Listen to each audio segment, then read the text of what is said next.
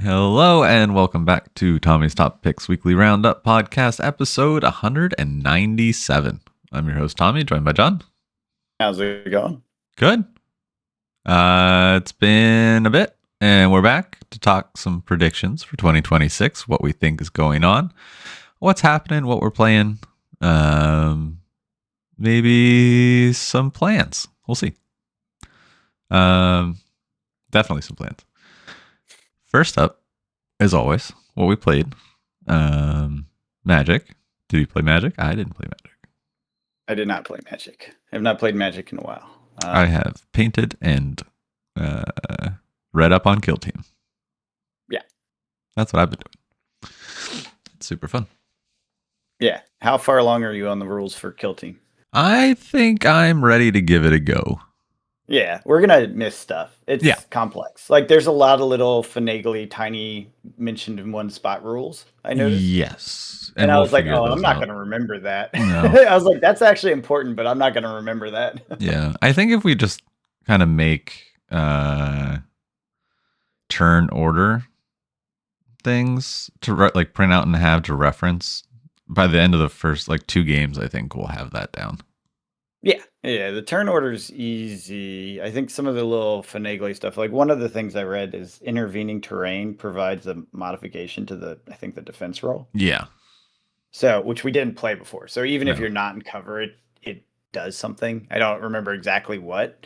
And that's one of those like tiny rules that sometimes will happen. And there's like dozens of those little ones, but it's fine. We'll figure it out. And we'll play wrong and it will be fine. Yeah. It's not turn. Yeah, it'll be fun. I've been reading into that. I've been reading my Warhammer novel, The High Cal, which has been super fun. Diving in. It's the first Leagues of Votann novel that's come out because they're a new army. They came out in 2019.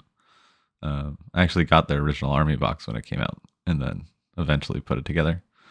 Yeah, reading about their lore is super interesting. They're very different than most of the other Xenos armies because they're the closest to the Imperium, but they're kind of like the communists on the outside, but are greedy dwarves that just want things. And sometimes they help out the Imperium, but only if the Imperium pays them enough. So sometimes they're mercenaries, which is kind of funny. Yeah, I was going to say mercenaries, yeah. But otherwise, they're at war with each other if they come into the Votann's turf.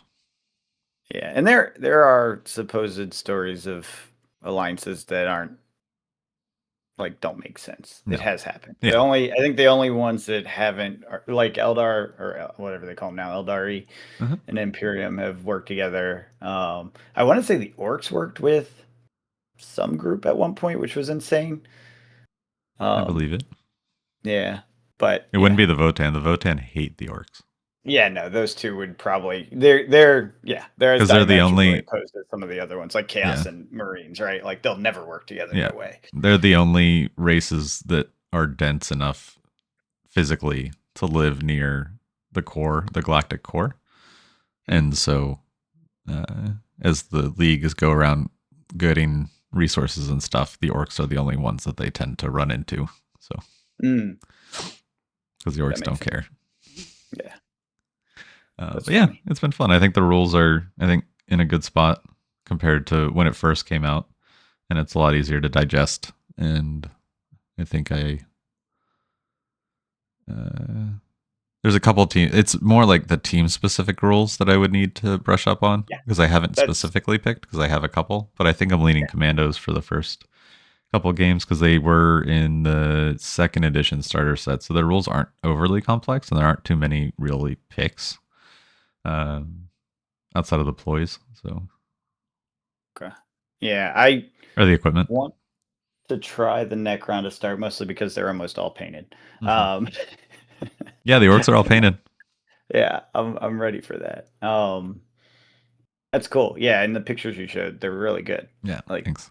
You're very good at this, and you definitely need to give me more pointers, but I'm still working on level 1. You know what I mean? Oh, absolutely. And most of that is just practice and doing it. Exactly. And I can tell I'm getting better because there's been a few places where I've like figured out certain techniques. I'm like, oh, this makes this happen easily. But But yeah, there's definitely areas where I'm like, yeah, still not there yet, but that's okay. Yeah. It's fun. I'm enjoying painting and putting them together. Yeah. I did take a break from the Necron painting to put together one of the Raveners. They are Yeah. very fun models. They're not complex. They are more like what I remember. Remember how I was talking about the Necrons Yeah. being insane Yeah. I to told you put they were. together?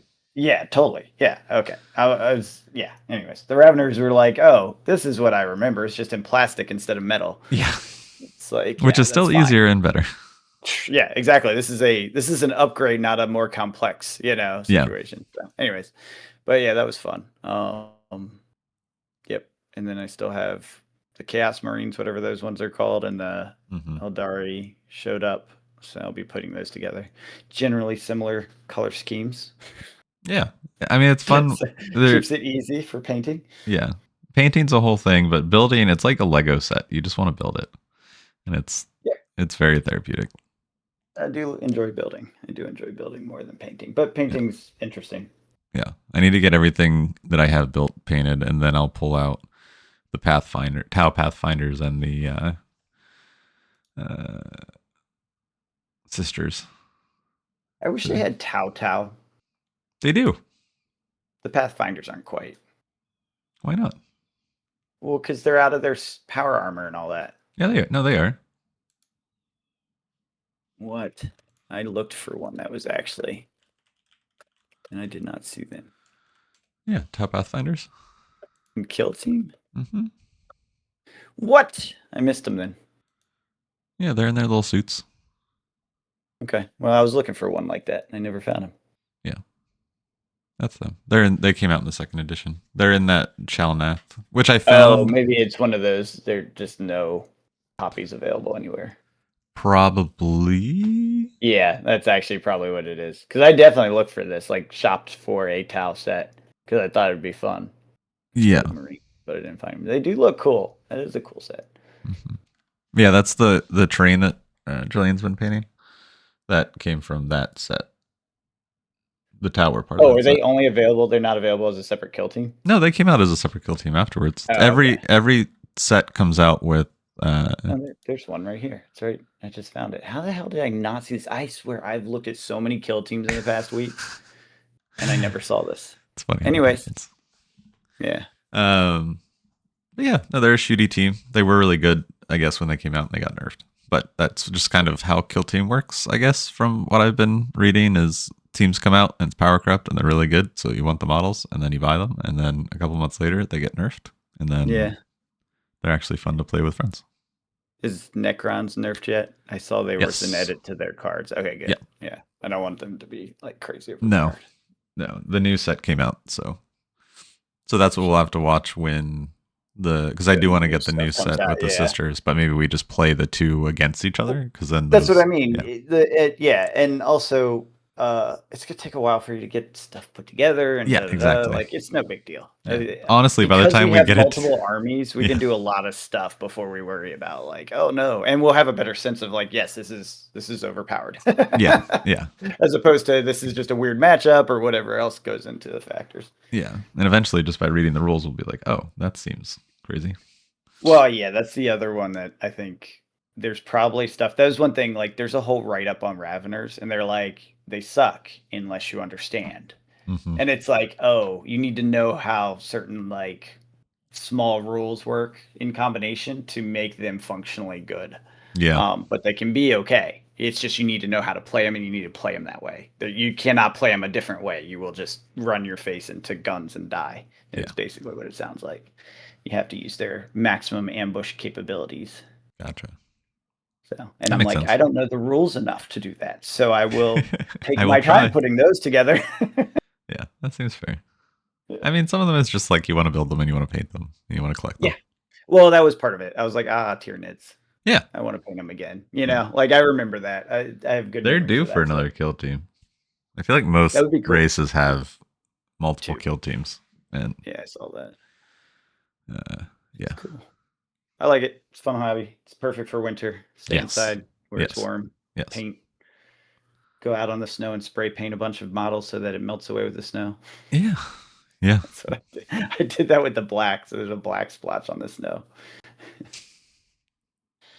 But we did. Anything else you want to touch on, Kill Team? Nope, we can pass Kill Team. That was a lot for that, actually. Yeah. So we got some previews for the new Marvel set already. Yep. Which seems wild. Skipping over Strixhaven, is it? No, Lauren. Well, Lorwyn, and then TMNT, and then Strixhaven, and then Marvel, I think, is how it goes. Oh, okay. This is the early year preview then. This is like we tease this and then ignore it for months and months and months. Yeah. There's a lot, though. That Hulk card seems pretty wild. They did put out a lot. Oh, yeah, and all the old comic book cover arts. Yeah, those were really cool. What was the one? The Horn of Greed with Dr. Doom just going toot. That is such a good one. It's so good. I will buy that single. Yeah. I think it's in my Markov deck. Yeah. That would make sense. Right? I don't know. I do not know. I forget. It's in one of my cards. In one of my decks. Yeah, and there's a lot of new merfolk, so that makes it interesting for merfolk builders. Yeah, Namor's a merfolk. Who's that? Namor's a merfolk. Namor is the Marvel character.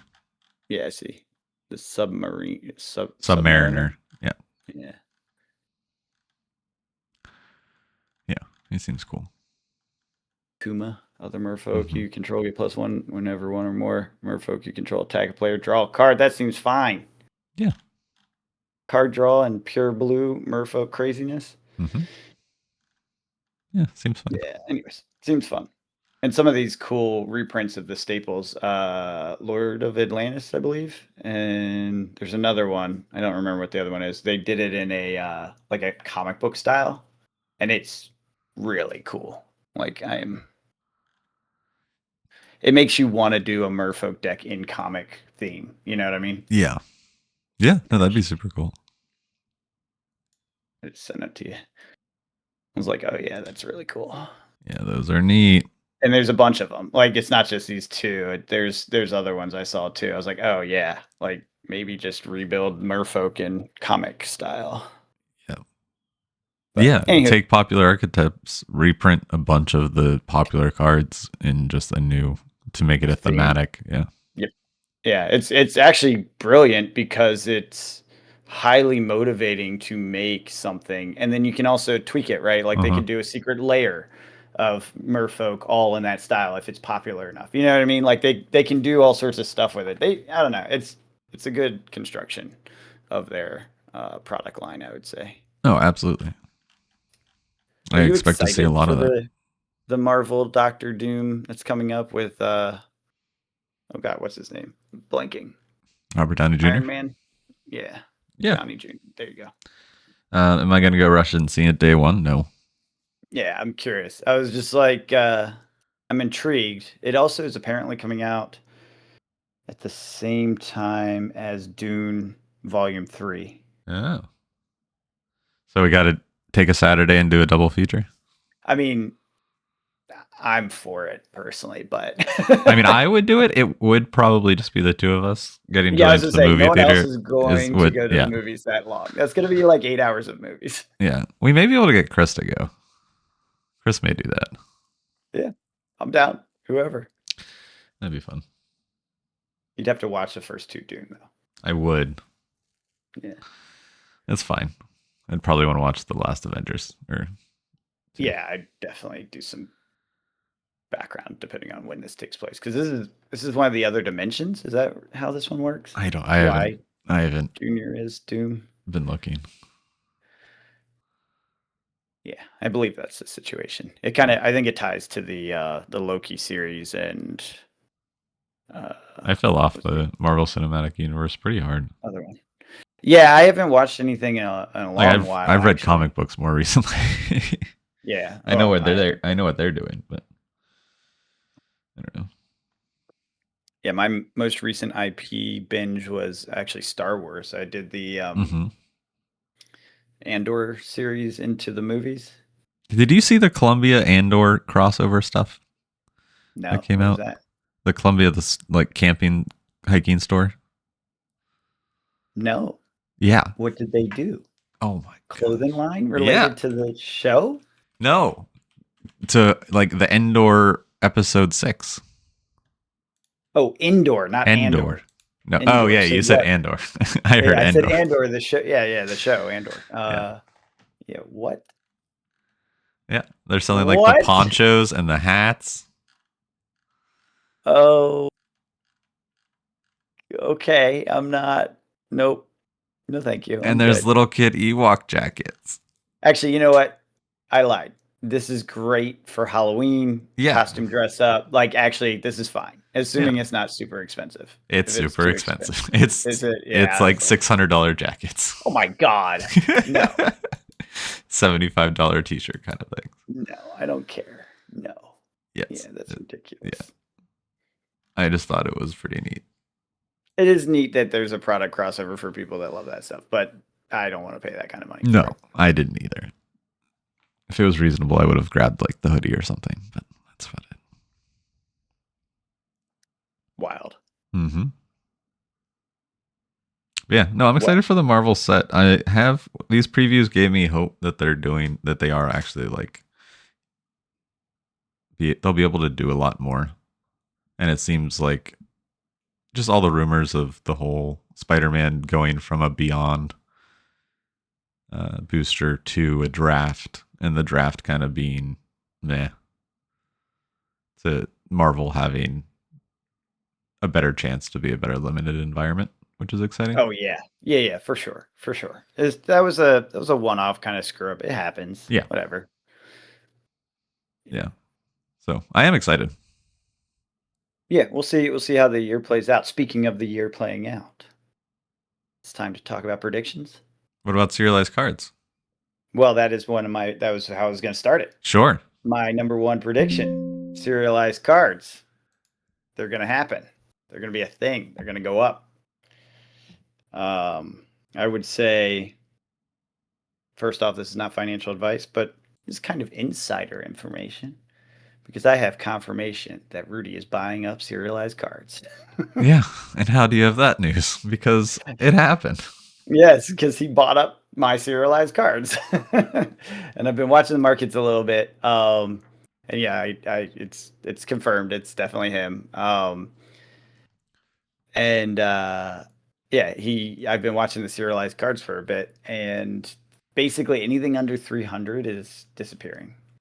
Many of them are already out of stock, and within call it 6 months, a year. Like I assume he mentioned some time ago this like idea. He just kind of said, wouldn't it be cool if someone like took a couple $1,000,000 and cornered a market? Oh yeah, he says that like at the end of a lot of his videos. Yeah, or some series of cards, and I think series is the like hint word that it's serialized cards. Anyways, he did buy serialized cards for me. Now, only pattern I could observe from my limited list was that they were all Brothers War. That said, one of the Brothers War he did not buy, so maybe it was overpriced, and or maybe he's buying playables or something. Like I don't know what the pattern is specifically. But yeah, I mean they're disappearing clearly. If you look at them, you dig in, you look at the data. Sales are happening basically. I saw from call it September on, about once a month or so, and it's like anything under 300 is disappearing. And generally the amounts are going down. There's a lot that are in the last like 1 to 5 copies left online. Yeah. So if that was a concerted effort, if he took 2 million to do it, he could buy up. God, what was it? I think I did the math. It was like 4,000 got you like 20 or so. So 2 million will get you basically everything left. If that's what he's doing. Including at ridiculous prices. So you want to own the market, you could. And I think it might be he's doing a slow buyout sort of thing. And you know how he does. It's like you take a year to get in position and then you pump it, hype it, and sell into the hype. I think that's what's happening. I don't know for sure. This is just me talking. Don't take it as serious or gospel or bet your farm on it. Who knows? Maybe he just likes serialized cards. He's done that before too. Yeah. Oh Just yeah. stuff for the Rudy Vault. So I don't know. That's my prediction for the year. Serialized cards will go up because they are almost gone. Yeah. Any sets in particular? Because I'm looking at Lord of the Rings ones right now. Yeah.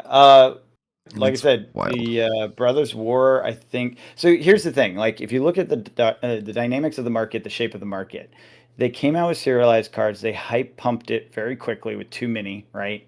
Yeah. Which devalued the market, and then they cut print runs on it so that there's like one in a box or one in, whether there's 500 in a whole series, right? Making them incredibly rare. So the current real market for every new one should be higher than it is because the market price is depressed based on market memory, not based on actual supply demand ratios, right? Does that make sense? Yeah. So because Brothers War froze that market as far as, demand, it allowed this long tail of these super rare ones to come To just out sit around. with lower demand than they should have for Yeah. how rare they are. And I think that's the bet is he's buying up all the cheap ones that everyone has this price memory on because as soon as people realize these are actually really freaking rare. I mean, 500 out of an entire set. Do we remember like what the print runs were for sets? It was a lot. Yeah.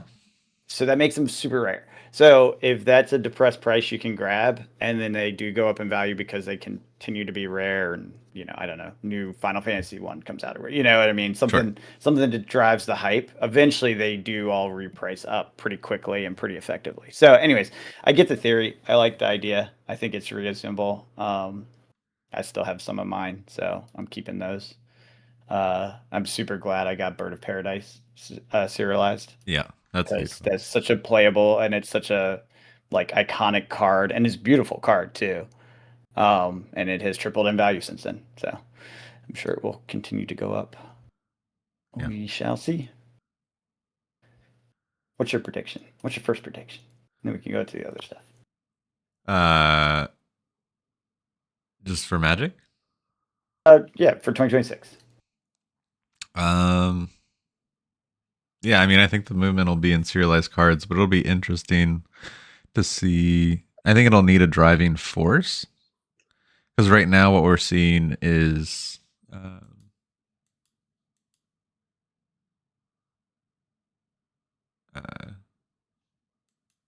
a lot of collector boxes kind of flatline and play boxes actually get reprinted, which is good.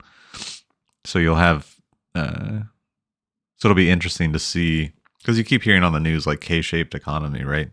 Like, Yep. are playable singles gonna crash and crater and be like $5-10, and then you have these serialized cards that are like 10 to 100,000? Like, do you have that kind of like basically two different markets? Sure. And It's do happened. collector boxes change again? Because how often Wizards decides to change things up? Like we talk about it all the time. Like there's no good way to really keep one-to-one comparisons with how much things they change over time.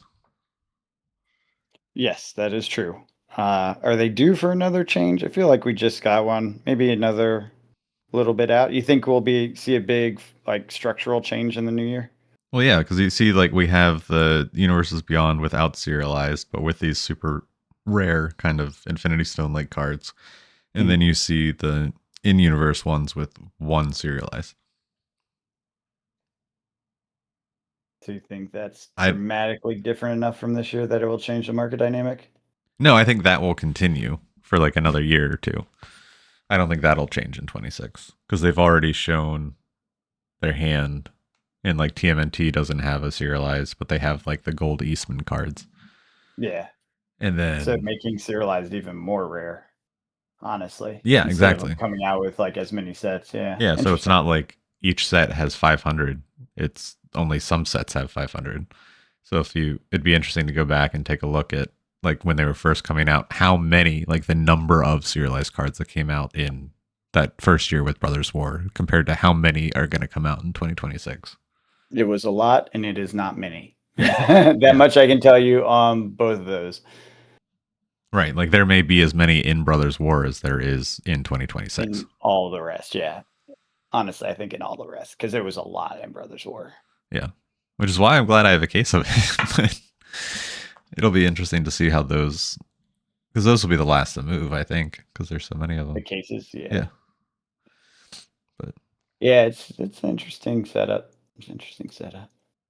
Makes me regret I didn't pull the trigger on some of the ones I wanted earlier for myself, because I have some for just my decks. Like I have Dina, I have my deck ones. I think I have a talisman, Cresting Talisman in Dina, and something else in there.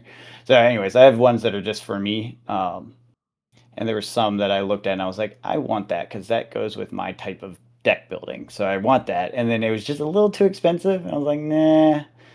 and now I didn't it's way do more it. And now it's out of reach expensive. Yeah. Like I wouldn't spend that kind of money on a piece of cardboard. Right. Vorinclex is the perfect example. I think it was like 300 to 500 range, and I was like, I could do it. That's a bit of a splurge. It's out, yeah, but it's not bad when you look at it being 1,000. But it was bad when everything was like there was literally serialized cards for like $70 at the time. Yeah, no, I remember that time. Yeah, like buying $300 serialized card, like not really worth it, you know. Yeah. But then you look back and you're like, crap, it was worth it. Yeah. Oh well. But yeah, I don't know. They seem like I feel like I would, if I were to get one, I would want one that was my commander, so I could have it graded. And Dina. Yeah. Yeah, so that makes sense to me.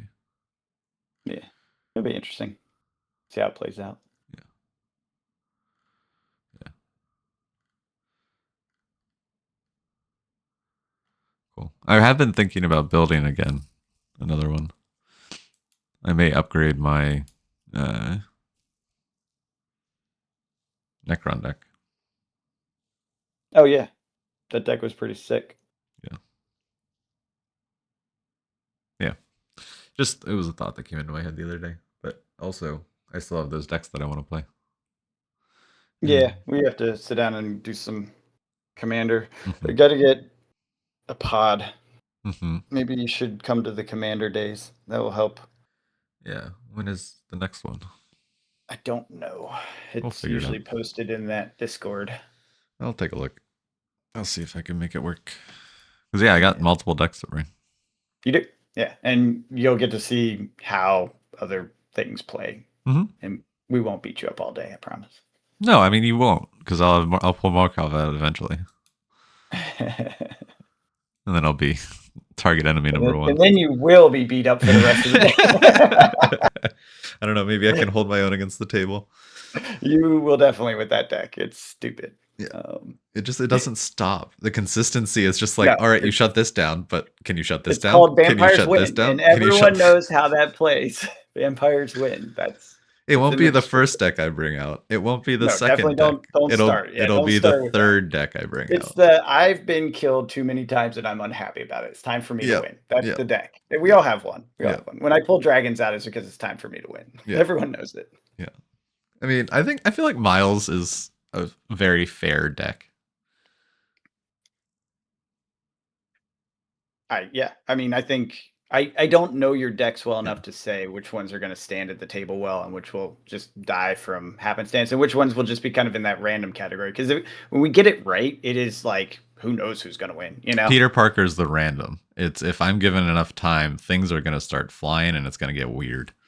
Gotcha. But. Yeah. And then, of course, every once in a while, someone's just got to slap the table down. Yeah. Because I mean, with Peter, you can play like 12 mana cost things for 3. Yeah, that's gross. Yeah. This is gross. With haste.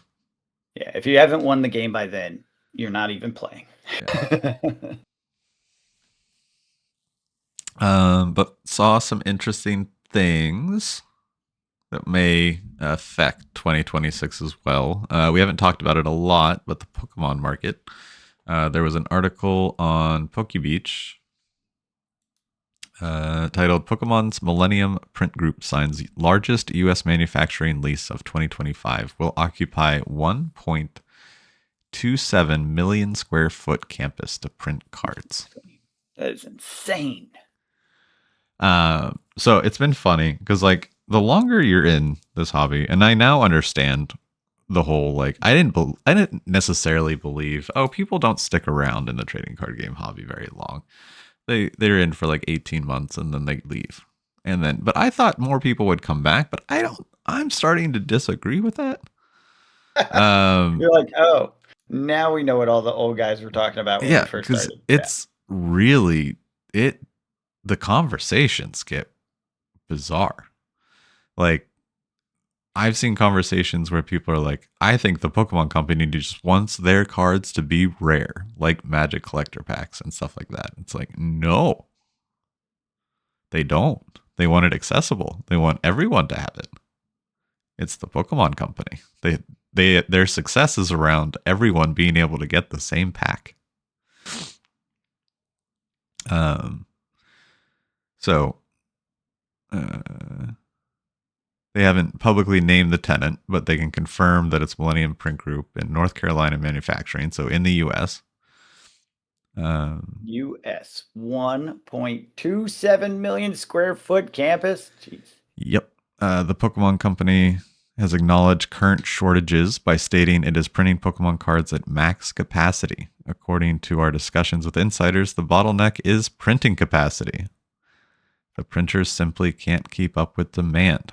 But with this new facility, we should see an increase in Pokemon card availability over the coming years. Years, plural. Oh, yeah. This takes a while. I'm sorry. Anyone who thinks this is going to affect market tomorrow, other than speculatively, it's not. No. We will not see this supply come into chain for multiple years. Yep. It's too big a facility. Yep.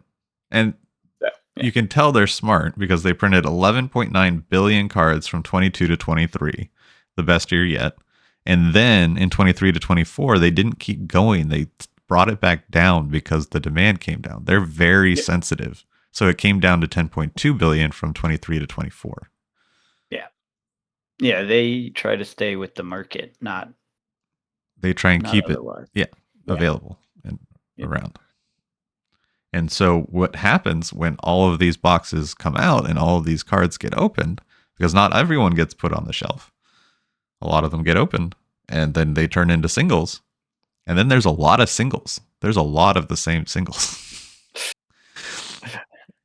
Hey, then you get your what was the one that you collected a binder of? Sleeping Pikachu. You get a Sleeping Pikachu opportunity when that happens, though. So pay attention to which one's really good. Yes. Yeah. So, yes. For those of you that were not around. Started at 30 cents, right? No, it was, I think, $3. Yeah. It was like $2 or $3. Mm-hmm. And then the last one I sold was like $30 or something. Yep. I bought 30 something of them. It was a good play. I still have one. Opportunity does come up. I look at it every morning and I laff about it. It's sitting on my shelf. You should put that. You should frame that one and just hang it on the wall. It's such a good story. It's a good story. It makes me laugh so much. So for those that don't remember, Tommy bought this Sleeping Pikachu. He went to buy it out when it was really cheap because it's cute and it's fun. And it was really cheap because of exactly this situation. It was during the overprint era. Mm-hmm. And sure enough, it was not as rare as expected. The market had not caught up yet. Yeah, I was like, how? What? Less than a year, right? It went to 30. Yeah, less than a year. Maybe 2 years. Yeah, maybe a year and a half. You were right on that timing. You hit it, it disappeared, and then it went up really quickly. It's funny because it's one of those things where if a special rare that's cute and looks good and is full art is less than a pack, it's probably a good idea. Because like imagine opening every pack and getting a full art rare, but paying less. Yep. And then some people have multiple, so you don't have to pay shipping. You can just buy 5 from a person. Yep. And so when I sold them, I never had more than 2 listed. Yeah. That is key too. Mm-hmm. The exit strategy on that. And I noticed, and then I would jump up a little bit each time. And then I would notice it would be the same people buying it. So it's just people doing. That's so funny. Yeah. It's So on the it's same spec later. they're doing the same spec, but instead on $2 or $3, they're paying like $20 to $30. Yeah, they're like, yes, this will go to 150. I promise. It might. Who knows? It might. It might. And that's the thing. That's these collectibles. They just get more rare, right? Yeah. Now that said, there is such thing as bulk. Yes. It does exist. There is stuff that will never go up. Yes. There is 30-year-old Magic sets that are still bulk category and 25 cents or less for a card. Yeah. So not every card does it, but no. No. But so I've been seeing other posts like on Poke Investing where this one person was like, any tips on navigating the market downturn as a vendor? They got into vending recently and then they're now underwater on all their slabs that they bought. And then he's like, I thoroughly enjoy vending because it's very fun for me and I will continue to do it. But the price crash for a lot of my product hurts and not sure what to do about it. You keep buying. You just keep, if you want to be involved, you bite your lip and you keep going because that's what happens. Yep. There's these painful parts. And then there are the times where, it went back up. Yep. Just have patience. Don't leverage. Don't leverage. Never credit card it, right? This should be cash that you're willing to unless say goodbye you can pay it back and get 5 the to 10 perks. years. Yeah. Well, don't leverage, right? Which is different than using a credit card. You can use a credit card if you're completely paying it fully every month, but leverage is using that interest rate. You do not want to do that. Yeah, that doesn't make any sense. Yeah, once you're doing that, you are putting yourself on a timer that is deadly. Like I said earlier, credit to Rudy on that. He's been strongly consistent on never leveraging in this industry because it can take a long time. Yes. And it's hard to say which things will take a long time. You should always plan for it to be 5 to 10 years. That way you're very happily surprised when it's 1 to 3 years these days, honestly, the way things flip around now. Maybe 3 to 5 years in a bad set. At least for Magic. I can't speak so much to Pokemon, but I imagine similar situation. You wait long enough, those slabs will go back up. You got in at a peak. Remember your excitement, hang on to it. Maybe put it on a shelf, forget about it for a year if you're really in a bad state. Forgetting about it is really clutch. The amount of time forgetting about it. Oh yeah. Because the amount of times you're like, oh yeah, I still have that. I can sell that. I should sell that now. Yeah, if you put it, I don't know. Tommy's literally putting it in his basement, but you put it in your mental basement, wherever it is. Out of mind, out of sight is a good way of doing it, so it doesn't bother you when it's going down. And you forget about it, and you come back a year later, and you're like, oh yeah, that's awesome. I think your advice about buying on the way down is probably good too, but you gotta be careful. Like, again, don't leverage. Don't get yourself in a place where it's even worse. Don't make it worse. Like panicking. Yeah. If you are losing sleep over it, you're in too deep, and you should consider being less in while still maintaining the efforts, Yeah, de-risk, sell some of it at a loss and be like, learning mistake. Like, just learn from it and it's fine.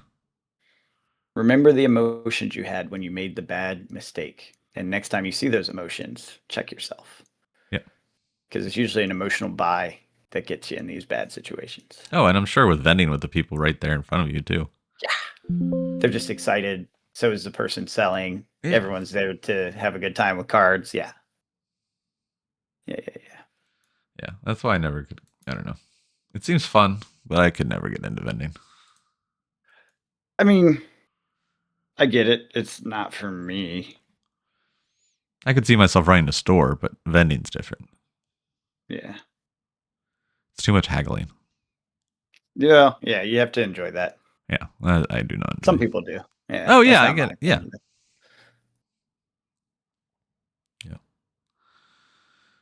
Yeah, I predict, I'm kind of excited because basically all this means is like 27, 28, maybe like a really great Pokemon accumulation period. Yeah, I was wondering when's the buy period? Because I'm like, I don't know Pokemon well enough to judge that. It's when it's below MSRP, that's for sure. Well, yeah, it's not yet. Because remember when I was buying like $80, $70 booster boxes?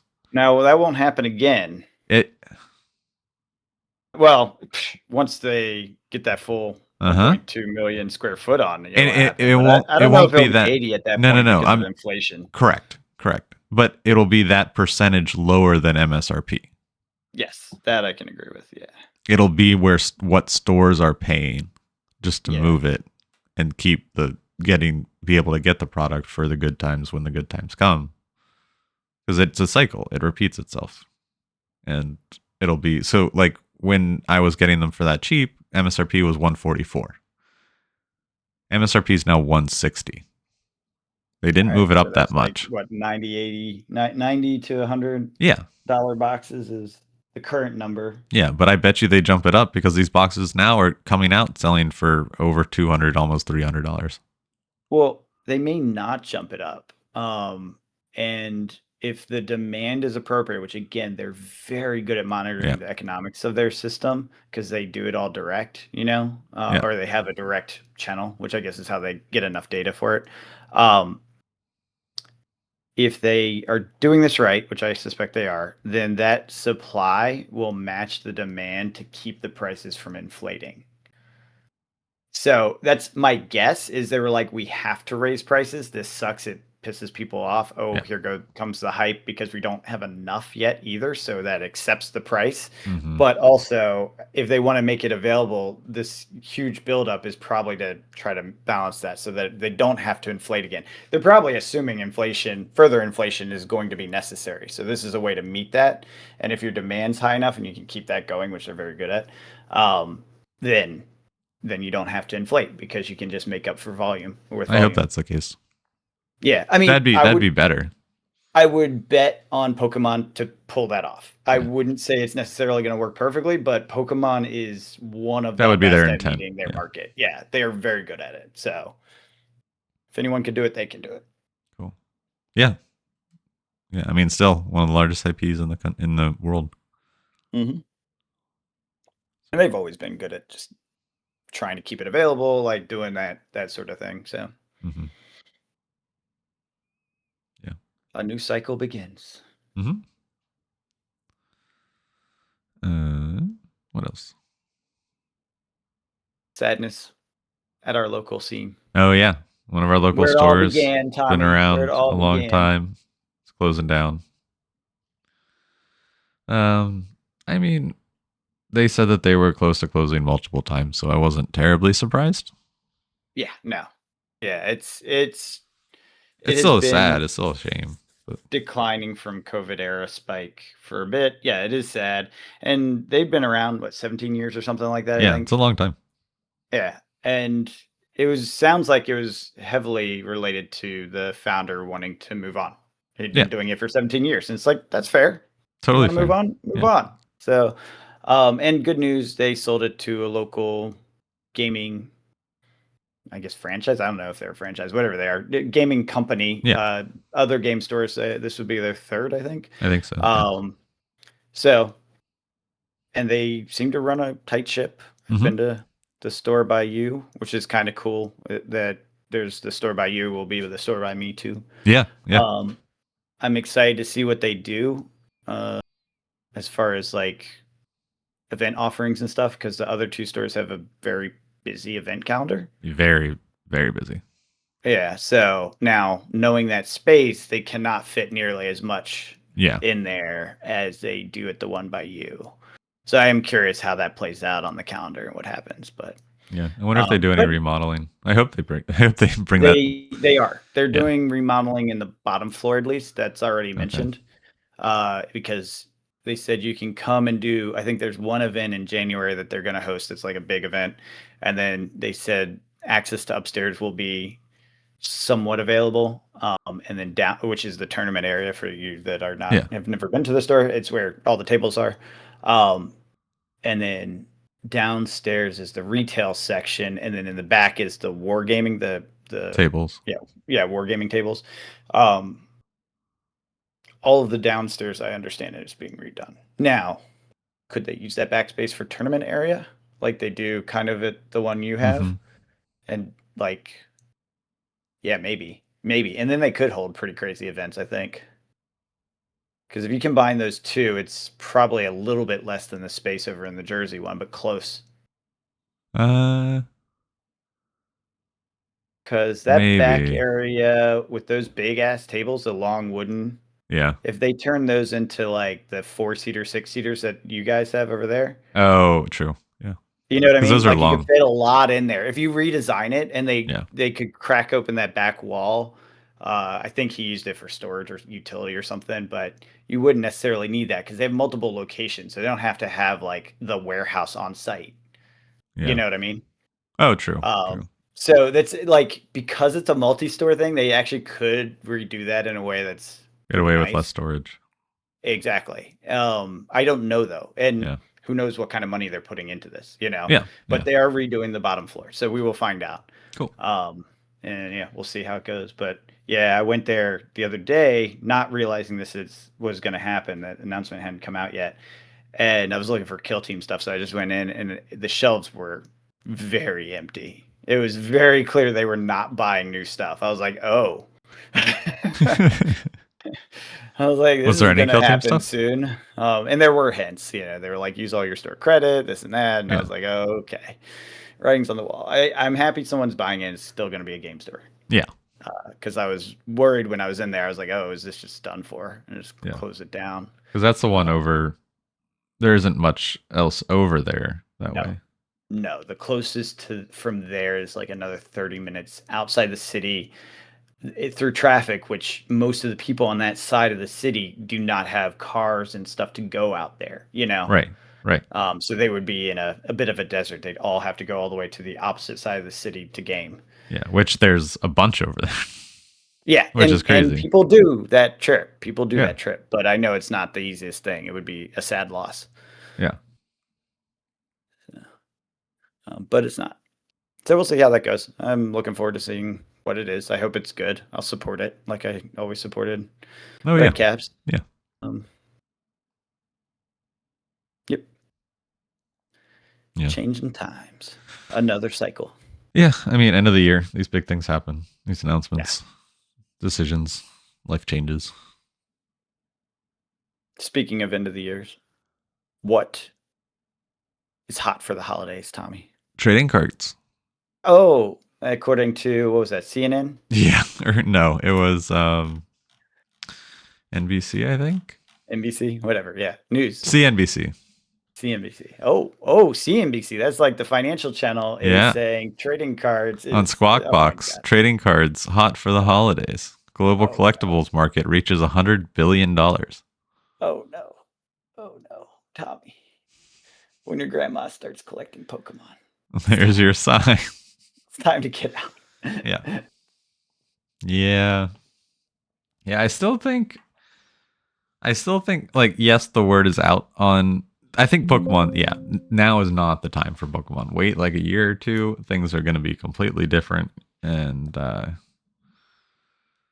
yeah. The old stuff, like if you are into Pokemon and like that's what you want to collect, like look at the stuff that's like been out for a while now cuz like by the time these printers get up and they're going, they're not going to go back 2 years and reprint things. But they will go back a decent amount. Yeah. Within the block. Yeah. We've seen that before. Yeah. Which is 2 years, I think. That's the whole block, though. Yeah. So it'd have to be at the end and print the first one, which is unlikely. Well, they split kind of within. Like Scarlet Violet, they split into 2 essentially, and like yeah. Yeah. Well, and the big hits are typically towards the middle of the block. Middle end, yeah. Yeah, because I feel like and that's Scarlet why Violet's they do it that way, so they never have to go back to the beginning. That's why the beginning of the block always sucks. Yeah. Yeah. Yeah, there are some consistencies, but they're not always the same. No. But yeah, I really do think that Magic Serialized is just starting to get the recognition that it needs. Mm-hmm. And I think that'll just continue to grow over the next year or two.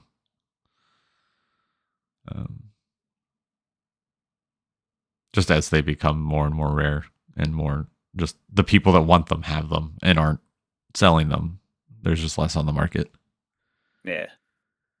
Especially I just took a stroll down looking at the Lord of the Rings Commander ones and it is nuts.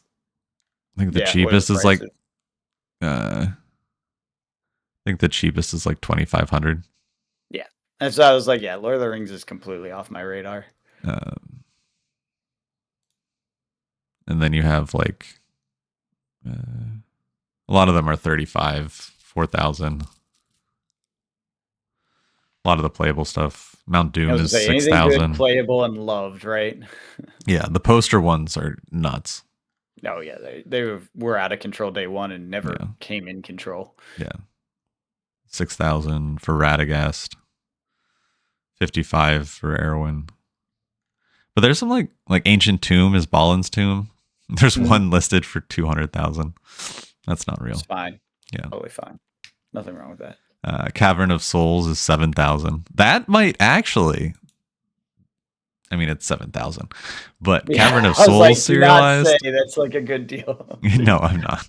I'm just saying out of the cards. Yeah, it is a cool card. It would be neat to have. Yeah.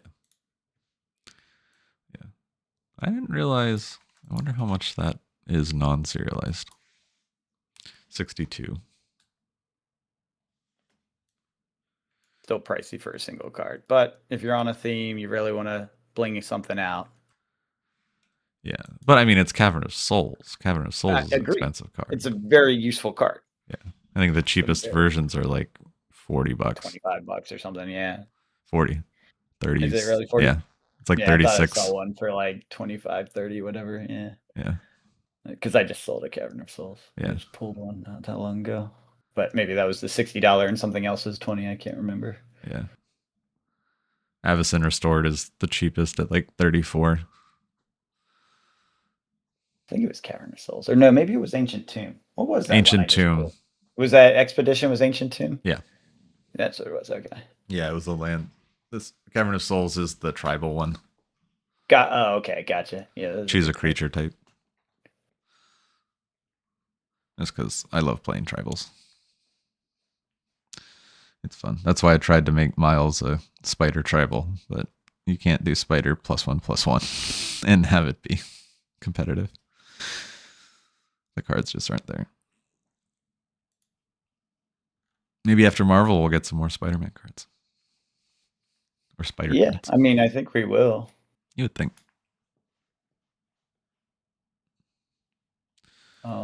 I do believe they're going to do a whole series of Marvel things. Oh, yeah. Yeah. I mean, the Infinity Stone was kind of the hint.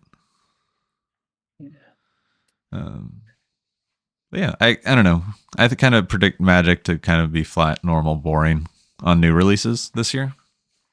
Yep, I agree. I think. Yeah, because we don't have any crazy IP or unknown IPs. It's Teenage Mutant Ninja Turtles probably the most hype right now. With Marvel probably getting the most hope by the time it comes out, but it's too far away right now. I think Hobbit. Oh, that's right. I forgot about Hobbit. When is that? Middle of the year, I think. Okay. Yeah, I forgot about Hobbit. Yeah, that's probably the winner for the year, right? I think it's after Strixhaven. So TMNT, Strixhaven, Hobbit, Marvel. I think. Yeah, Hobbit. I think that's a good. Yeah. I'm going to be going pretty hard on Hobbit and Marvel, I think. That's where I'll be. But the other stuff, I don't know. I don't even know if I'll be around for that, but I mean, we've been in this for a while. We'll see.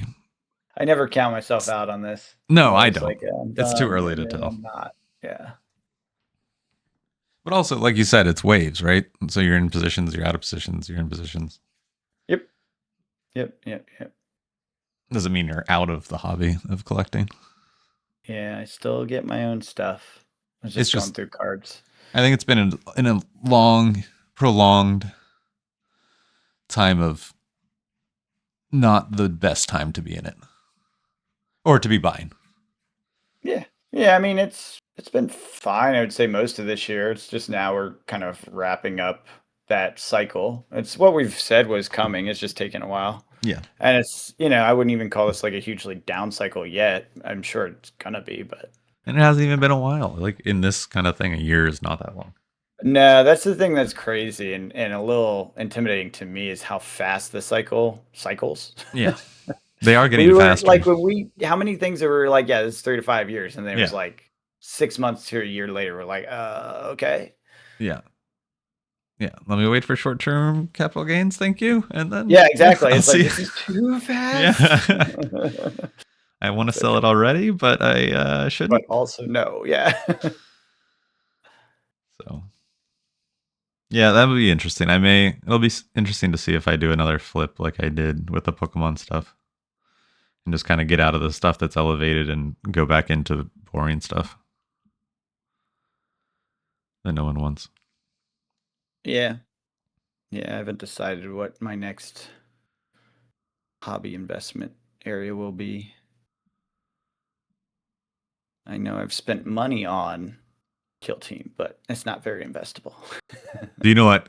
Okay, so all right, here's a thing that I found out, and I've been fighting myself on it.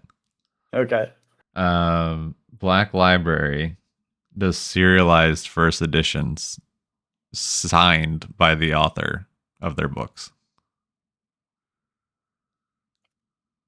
And Black Library is The Warhammer books. no. They're like leather bound, serialized, Cool. like fancy, cool library Do books. you love one of the books? Like, do you love it dearly? No, I was just thinking. Otherwise, no. No, I'm not. I'm not. But you said collectible, and those would be collectible, and they do go for stupid prices, which is pretty crazy. That's cool. Yeah, I don't know. I don't see it as a very viable collectible long term, but I don't know. No, I don't either. I think they make like 1,000 of them or something. I don't know. Something I stumbled upon. And I was like, Oh, you want to hear something funny? So speaking of selling stuff, you probably don't remember. Maybe you remember. I bought like 1 billion of the. Was it Brainstorm for Flesh and Blood? Is that what it was? Oh, yeah. Brainstorm. Yeah. What was it? Is it Brainstorm? I think so. Brainstorm? Yeah. All the foily ones. I just sold like all of them as a set. I definitely lost money on it because I definitely bought more than for more than they are currently going for. But I don't care. I bought them because I loved them and I loved them for a long time. And they've been sitting in the inventory for a long time, and they finally all sold to someone else doing the exact same thing, right? But it's just kind of funny that actually happened because someone else is looking at the cards and saying the same thing I did, which is like, drawing is good. This will be good in some combination. And who knows, maybe there is a combo coming out with a draw based character. Yeah. But yeah, it's kind of funny to see those cycles repeat. Yeah. It was nice to sell 9 freaking foil fab cards though. I heard Kano LL'd finally. That's wild. Kano got good, huh? Nope, it just over time won a bunch of small events. Oh, just a slow tick up? Yep. It finally ticked over. It works. Some like Battle Harden or something. Huh. It's so funny. Yeah. Yeah. I don't know. We'll see. It'll be an interesting. I think it'll be a kind of slow year, 2026. Yeah. Yeah. Well, anything else in the 2026 predictions market? That's all I got, unless you want to move to economicals. Unless you have anything. Nope. Economicals it is. I only have a couple of little factors. There's probably more, but nothing that I counted as noteworthy other than these ones. Inflation came in this week, which was a bit of a surprise considering we have not gotten good data on this recently, but apparently we did now, and question mark on how good the data is. So it came in at 2.7, which is slightly down from, I think it was 3.1 or something like that beforehand. The previous one we had. So everyone's headline comes down, right? If you go to the grocery store or whatever, you're like, what the heck are you talking about? But that said, there's been several statements. I'm trying to remember on the politically correct way some economic person came out and said it. There was something like, due to technicals, It is repressed slightly or something like that. I can't remember exactly how he said it. It sounded very good. It was the Mm-hmm. politically correct way of saying it so it wouldn't piss off anyone. But essentially what it meant was, and I dug into this a little bit, they excluded housing inflation, which I don't know how much people know out there, but CPI inflation is based on a series of different things. Housing's one of them, food, fuel, basically stuff that people have to buy. Um, so it's like this weird index, and they excluded housing inflation completely. So it was like a zero, which is not true. There was definitely some level of inflation in housing, even if it was 0.1. It wasn't zero. And so the overall inflation number is 2.7, excluding housing, which takes up, I believe, something like a third of that index. I could be wrong on that, but I know it's pretty heavily weighted.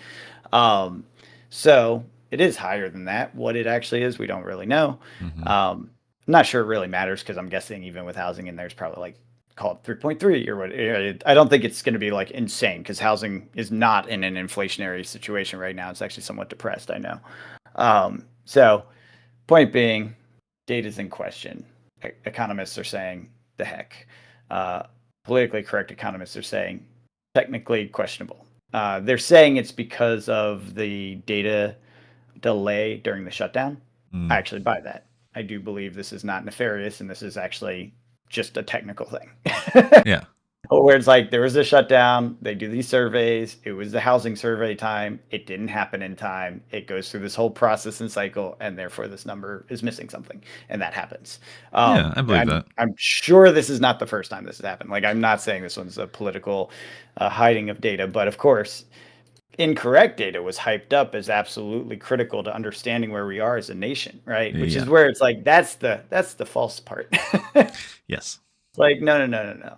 This is not a number you should be talking about because it's not really done yet. And in a quarter, guess what? They'll fill out that number and it will be corrected, and Mm-hmm. we'll know exactly what it was. So hyping on a fake number or a number isn't full is the bad part. But overall, seems like flat is the word. Um, but worth noting because we've been waiting for data on this for a while and we finally got some. I will say that the jobs numbers finally came out for October. Another issue there, and actually I want to kind of say I understand where they did not release it. Now, again, I believe it was optics and political was the main motivation, but realistically, it also included all the government workers coming off of the payrolls. So again, technically, a bad jobs report that we probably shouldn't treat as like as bad as it looked. To be fair, and that's because I think it was like 100,000 people came off that were government workers. Now, when you're trying to understand the impact of unemployment, which is people not having money to buy things, yeah, it's absolutely accurate to consider those 100,000 people coming off because they no longer are getting paid by the government. So they are now, I guess, on unemployment, savings, whatever. Um, Hopefully finding new jobs, but it's a tough job market right now. So, with that in play, it's worth noting that that was a very negative number for employment. Now, how long does that take to hit the markets and cause issues? I don't know. It depends on how set up those people are, how good their unemployment is. I feel like government workers are pretty good at saving for rainy days because they're used to government shutdowns and stuff. So I really don't think that kind of unemployment is going to hit in the market right away. But it's hard to say because they have had like 8 months to see this coming because they agreed to be let go at this Yeah. time. So big question mark on that. I don't really know how that's going to play out or how fast we'll see it have an impact. So hence it's kind of fair not to treat it as the number because the Right. number is like, oh my God. But the reality is like, We knew. we've kind of known about this for a while. Like the people that are affected by this have known about this for a while. I mean, having 8 months to prepare yourself for being unemployed is significant. Like that does have an impact on how it plays out. It's different than like the '08 crisis where people just got fired suddenly, or 2020 where like, you know, tons and tons of people were just like, I can't work, right? I can't go in at all. This whole business is shut down. So it is a different thing. It's like a slow play of an economic negative pressure. So that's pretty much it. That's the updates, and that's the things that were notable and also worth bringing back up because I know when I was making assumptions about these not being fully revealed and such, perhaps I was more critical than I needed to be. considering the situation now that we have the data. But I didn't know at the time, and goddamn it, give me my data. Exactly. Just give me the data. Stop with the games. It's important. That's all I got. Cool. Well, I don't know. I don't know where that leaves it. World's still turning? The world's still turning. So, if the world's still turning next week, we'll catch you guys later. Have a good one.